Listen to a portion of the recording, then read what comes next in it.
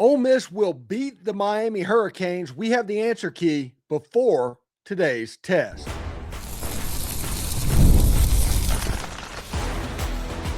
You are Locked On Ole Miss, your daily podcast on the Ole Miss Rebels. Part of the Locked On Podcast Network, your team every day. Welcome to the Locked On Ole Miss podcast, the most watched Ole Miss podcast out there. I am your host, Stephen Willis. I am a 10-year veteran member of the national media with Yahoo Sports and a former Ole Miss staff member as well. Listen, we're part of the Locked On Podcast Network, the number one sports podcast network in the entire world. That's all because of you. Thank you so much for tuning in for that. On today's show, we're going to be talking about picks and prop plays for tonight's Fiesta Bowl, the national semifinal clash between the Ole Miss Rebels and the Miami Hurricanes. We'll also spotlight some key Rebels that you need to pay attention to, and hopefully they step up in this big stage, along with a couple of wrinkles and matchups maybe you should keep an eye on before kickoff. But first, we're going to tell you exactly why Ole Miss is positioned to beat Miami and punch its ticket to the national championship game. All of this and more on today's Locked On Ole Miss podcast. Remember, we're free and available on all the podcast apps and on YouTube. And a special hello to the insiders and everydayers who make the show what it is, and that is your team every day. I genuinely like this matchup for Ole Miss going into this game. Now, Miami's really good. All of the teams left in this are really good, and they all think they're going to win the national championship. You don't get to this point unless that is the case.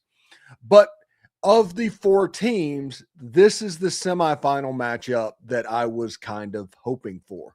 And Pete Golding, already tied for third all-time in SEC playoff wins, can stand alone in third place with the win over the Miami Hurricanes tonight. So we always joke about that. You know, people talk about conspiracy theories and things like that. But, you know, the whole Lincoln's secretary was named Kennedy and Kennedy's secretary was named Lincoln. Well, this kind of falls under that category. In 2022, when Ole Miss baseball went on their special run to the national championship, they had to beat Arizona in Miami to advance to the super regionals, essentially, to get out of the regional. In this game, Ole Miss has to beat Miami in Arizona to advance to the national championship game. That's just a pretty cool little fact that you need to think about what's going on. So when you look at this game, we've gone over keys and what to watch for and things like that. Why will Ole Miss win the game? This is what Ole Miss has on their side for this game. This will be the best offense that Miami has seen all season. And this Ole Miss team has something to prove. Remember, you don't have your head coach just walk out in the end of November and not take that personally. And you can see that with the number of players that Ole Miss is having retention of and all how the transfer portal is going right now. Right now, Ole Miss is America's team, and everybody outside of Coral Gables and Baton Rouge are probably rooting for the Rebels in this game. This will be the best offense that Miami have seen. The reason I say that is Ole Miss has the best offense in the entire country. I think they've scored over 30 points in like 9 straight games or something like that. They've kind of been a little bit of a scoring machine. They do things a little bit different. They're hard to deal with. But, heck, they put 35 and 39 up on Georgia in the same season. After the rematch, everybody heard going in there, Kirby does well in rematches. Well, it just didn't matter. They put up 34, something like that, on Oklahoma, which that defensive line is comparable to this defensive line, in my opinion. Now, this defensive line is really, really good. I mean, to the point where if you allow them, they will eliminate you from the game. They are true game wreckers. But Ole Miss has shown the ability through the quick game to use aggressive defensive linemen against them. You know, Diego Pounds has not given up a sack all season. He's the left tackle for the Ole Miss Rebels. Jaden Williams, looking forward to see what happens with him. Whenever he goes, either 1 or 2 more games left in his Ole Miss career, but you can absolutely see the end. And the Ole Miss quick game is going to serve two purposes in this game. First of all, getting the ball out quick so Ruben Bain and those guys can't get to Trinidad Chambliss. And second, staying on schedule, because where this Miami defense can get you is if you get a 3rd and 15, if you get a 2nd and 15 to where they know you have to drop back past the ball, then they can widen those defensive ends out and they can really get after you. It is really important to stay on schedule, not have silly penalties in this game. This will be an unbelievable need to play a clean game, especially with the potential for holding those defensive ends. Need to at least stay on schedule in this game. If you can do that, you will be fine. And also, how Ole Miss uses DeShawn Stribling in this game will be the key to their offensive game plan. Nobody's talked about it. Nobody looked at it, but Ole Miss put a hide package in for DeShawn Stribling and lined him up in the backfield multiple times against the Georgia Bulldogs and used him in the pass game and used him to get the matchups that they wanted. They wanted him to be the 3 wide receiver going up against the linebacker at times. And DeShawn Stribling was an absolute weapon for this Ole Miss team, as he has been for about the last month and a half of the season. DeShawn Stribling's playing really, really good ball right now, and he's the matchup problem. It doesn't matter who you have out at corner, what athletes you have on the field. DeShawn Stribling has the ability to make plays anyway. So Ole Miss is going to find a way to get him the ball. How will they use him in this game? Because I do not know that it'll be the hide package. That was a Georgia thing. It's on film now. What is going to be the wrinkle that Ole Miss uses to get DeShawn Stribling the ball? And in doing that, how does that open up Trey Harris again, who had 150 yards receiving against the Georgia Bulldogs? He was the Locked On Ole Miss co-player of the game with Trinidad Chambliss. With those players coming back, and Deuce Alexander and Winston Watkins has been really quiet in this playoff run. And I don't know if anybody's noticed. It feels like he's due for a breakout game, but Caden Lee has been pretty good. Now, Caden Lee got popped pretty good at the end of the Georgia game. And we all know the Georgia toll that they can have on a team. So we need to pay attention to that as well. But there is nobody 14 games into a season that doesn't have bumps and bruises. So it's going to be one of those overcome type deals. And I think that Ole Miss can do that. The key to this game, like I said, let the offense work. The quick passing game will serve two purposes: tiring out the defense and Ole Miss staying on schedule. And how Ole Miss finds a way to use DeShawn Stribling will be absolutely key for the Ole Miss Rebels in this game. We'll see how it goes, because at the end of the day, you're sitting pretty with what he can be, honestly. So Trinidad Chambliss will obviously be the name to watch, and he's not the only one, honestly. There's several players you'll want to keep your eye on. We'll talk about them right after this. Let's be real. Managing your finances can feel overwhelming, but between subscriptions you forgot about, bills that keep going up, and trying to figure out where all your money is actually going each month, it's easy to feel like you're losing control. And who has the time to track every transaction or hunt down hidden fees? That is where Rocket Money comes in, the personal finance app that helps you take control. It finds and cancels your unwanted subscriptions, monitors your spending, and helps lower your bills so you can grow your savings.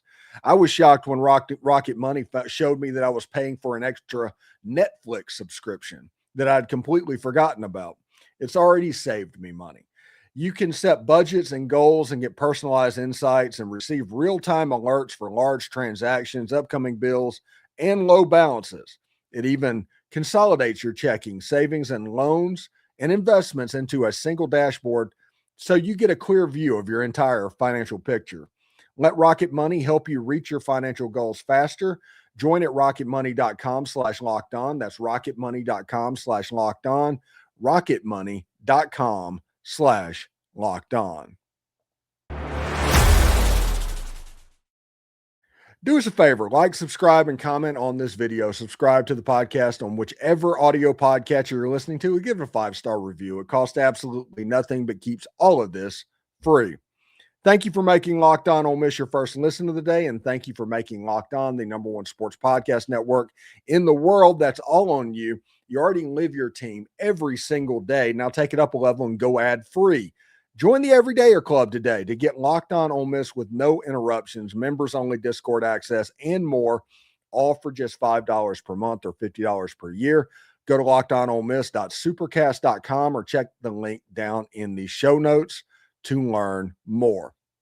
So in this game, it's not going to necessarily be a surprise, but your quarterback needs to play well in this game. Trinidad Chambliss was absolutely unconscious against the Georgia Bulldogs in the Sugar Bowl. He is going to have to step up again. Now, Marcel Reed had success running the ball, getting out on the pressures that were happening against against Miami, but he also had trouble throwing the ball. But is that a Marcel Reed thing, or is that a Miami defense type thing? I think Trinidad Chambliss is a plus version of Marcel Reed, because he can absolutely throw the football, and Ole Miss is good at getting the matchups that they want to get, and they're really good at making you cover every blade of grass. Trinidad Chambliss this season, 271 for 408, 3,660 yards, 21 touchdowns, 3 interceptions. He is quickly moving up the Mount Rushmore for greatest Ole Miss quarterback of all time, and he is 2 wins away from essentially a statue. You would have to give him a statue at that point.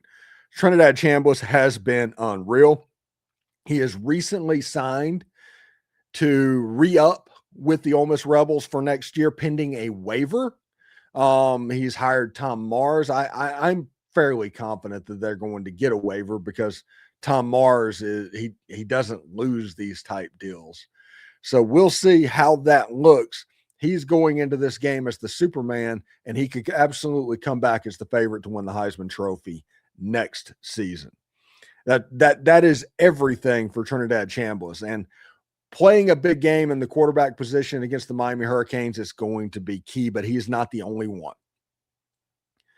Ole Miss needs to have big games from Kewan Lacy, who is also re-upped with the Ole Miss Rebels for next season. So Kewan, who has ran for 1,400 or 1,500 yards this season, he has a chance to increase that a little bit going forward, and he has a chance next year to basically etch his name into legend for what he can do. And Will Echoles, who if you watch this show, if you've seen it more than one time, you probably heard me talk about how Will Echoles is turning into Walter Nolan right before our eyes. And that is absolutely happening. And in this game where Mark Fletcher and Miami is going to try to run the ball, this is going to be a front seven game. There's not any real way that you can get around it. It will be a front seven game. They are physically going to try and take you over. They have the best offensive line you're going to see.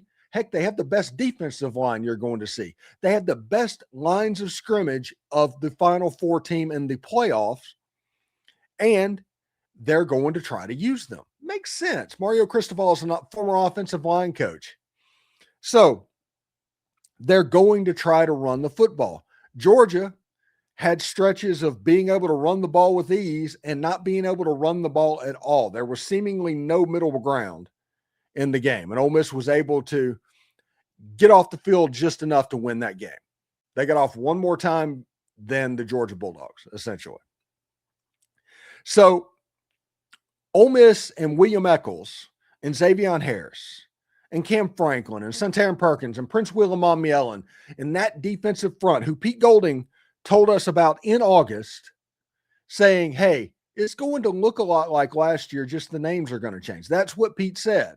And at the beginning of the season, we were like, oh my gosh, that was a lie. I'm ashamed that I listened to that, But as this season has gone on and these players have grown up, you're starting to see the flashes, like the big time flashes. I'm not just talking about playing good football. I'm talking about playing electric football. And this defensive line can absolutely do that. And for people that are curious about it, William Echoles was a 3-star rated offensive lineman out of Houston, Mississippi. Ole Miss saw him on a visit for camp the summer before as a defensive lineman, and Ole Miss recruited him as a defensive lineman from that moment on. Cam Franklin was the number 1 player in Mississippi. Suntarine Perkins, number 1 player in Mississippi. The high school players along the front line, absolutely magnificent. So we'll see. Ole Miss is doing a really good job of, piecing together this defense with high school recruits and transfer portal. Most from the offense, because the offense we kind of have to see how that develops. But on the defensive side of the ball, there's some Mississippians on that field, and they have pride. And the name on the front of the jersey is more important than the name on the back of the jersey. So we'll see how that happens as well. But those 3 players are going to be huge. And then how Ole Miss uses DeShawn Stribling, we talked about that in the first segment. That'll be massive. It looks like, based off the injury report, most everybody is going to play. There's not going to be any significant injuries going into this game. And you have a little bit of break after this game. And this is for both teams, essentially. You have 9 days after this game because the national championship game's on a Monday. So you have a little bit of time, but this game is going to be a physical thing because Miami, I'm sure, went through the same thing with Ohio State that Ole Miss went through with Georgia as far as the physicality of the game. So we'll see exactly how that goes. In our final segment, we're going to share the picks and the props that we're most excited about for today's Fiesta Bowl. All of that's coming up next.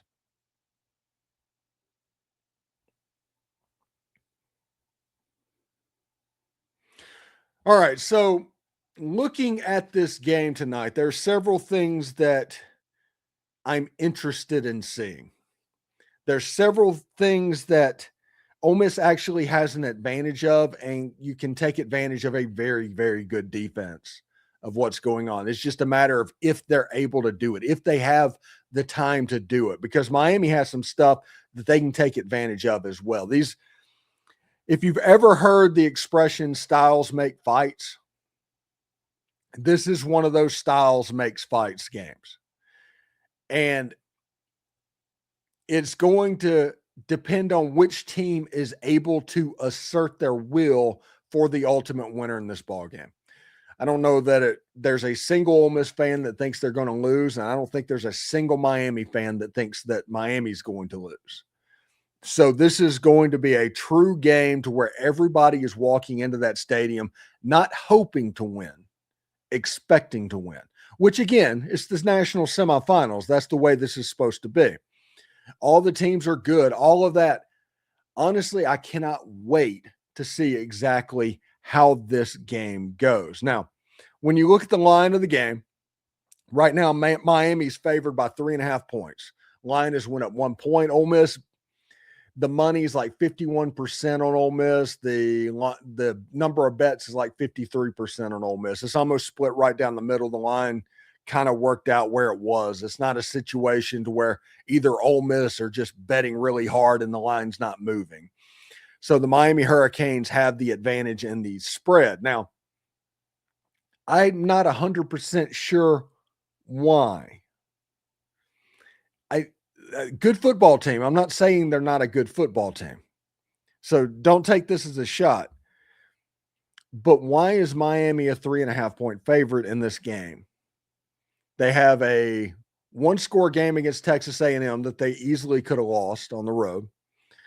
Ohio State, I think they beat by 14 points, but it was a 1-score game that Miami scored at the very end as well.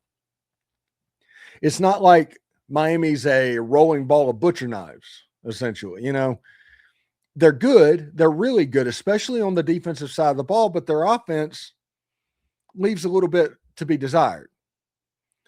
And because of that, and because of the fact that Ole Miss has scored over 30 points in like 9 straight games, something like that, going back to the Georgia game earlier this season, I think that's 9 straight games they've scored 30-plus points. So I'm going to pick them to continue to do that. I've got Ole Miss winning this game 31-21 over the Miami Hurricanes. I think this is going to be a decent matchup potentially for the Ole Miss Rebels. Now, we all know that can go sideways. But if you just look at what's going on, I think the defensive line can be taken advantage of. And if that happens, you can unlock their defense. And if that defense gets unlocked and Ole Miss's offense gets rolling, it's going to be problematic. It just is. And with the weapons that Ole Miss has, Kewan, Lacy, Logan Diggs, and the wide receivers, and especially the tight end, I think Daquan Wright, Luke Haas, those are the position players that could make hay against the Miami Hurricanes. You could see them having to use a linebacker as a spy. So you've already wasted one linebacker. The other linebacker is dealing with a slot receiver or a tight end. So you hit the other one because they're going to have to walk a safety down to deal with that. And then you've got single coverage on the outside, just like the game-winning play against the Georgia Bulldogs by DeShawn Stribling. The safety walks down, one-on-one, throw it over the top. It really isn't hard to attack other teams when you have this many weapons.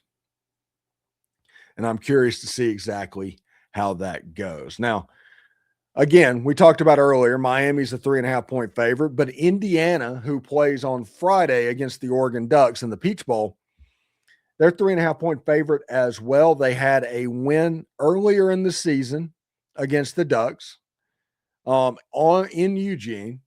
Hard to beat a team twice, though. Hard to beat a team twice. But Indiana against Alabama, it was unbelievable how much in control they looked.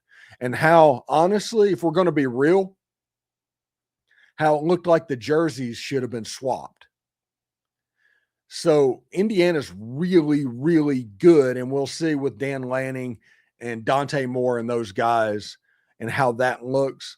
But the Final Four of Miami, Ole Miss, Oregon, and Indiana, just like all of the experts predicted in the early part of the season, it was going to be those teams. Nailed it. Absolutely nailed it. So we are going to have a pregame show 2 hours before the game, just as always. That's about 4:30 Central Time. We'll be on the YouTubes with Mike Huseman and talking about this football game. We will have a reaction show after the ball game to where you can tune in for that. And tomorrow afternoon, Friday afternoon, we'll have Bill Flowers, and we'll get the mayor of Corinth in. We will get some reactions of what's going on, because it will either be the last game of the season or heading into the national championship. Either way, from where I sit, you would want a decent number of perspectives. As just the way we do it. So that's the plan. This show's on the morning of the game. Then we'll go into our game day coverage at 4:30 Central Time with a live stream immediately after the game. And then Friday night, we'll have Bill Flowers. We'll have Tom Vanderford at some point. We may even try to go into our archive and set up interviews with other Ole Miss contributors from back in the day. I thought about that today, as like setting that up. So thank you very much. Enjoy every second of the game, even as a football fan. I mean, you've got the point where you're playing with house money at this point, so they can go out there and they can play completely loose. And the only thing that's out there is the giant golden carrot of winning a national championship. And to do that, the first thing you have to do is beat the Miami Hurricanes, and I think Ole Miss has the team to do it. So we'll see. Anyway, thanks for tuning in today to Locked On Ole Miss. We're going to talk about Ole Miss versus Miami next couple of days, and then hopefully we will be moving on to Ole Miss versus either Oregon or Indiana. All of that is interesting. Live streams will be there. All of that stuff. We're kind of formulating a plan as we speak for that. We're on all the social channels, so check that out as well. And did Locked On Ole Miss make your Spotify Wrapped? prove it on social media to secure a free month of our brand new Everydayer Club. Just tag our National Locked On Podcast Network account on any social platform, and they will drop you a code. Be one of the first to join the Everydayer Club to get your favorite show ad-free with exclusive access to a members-only Discord channel. For those of you on video, we're going to send you to the first ever 24/7 National Locked On Podcast Network YouTube channel.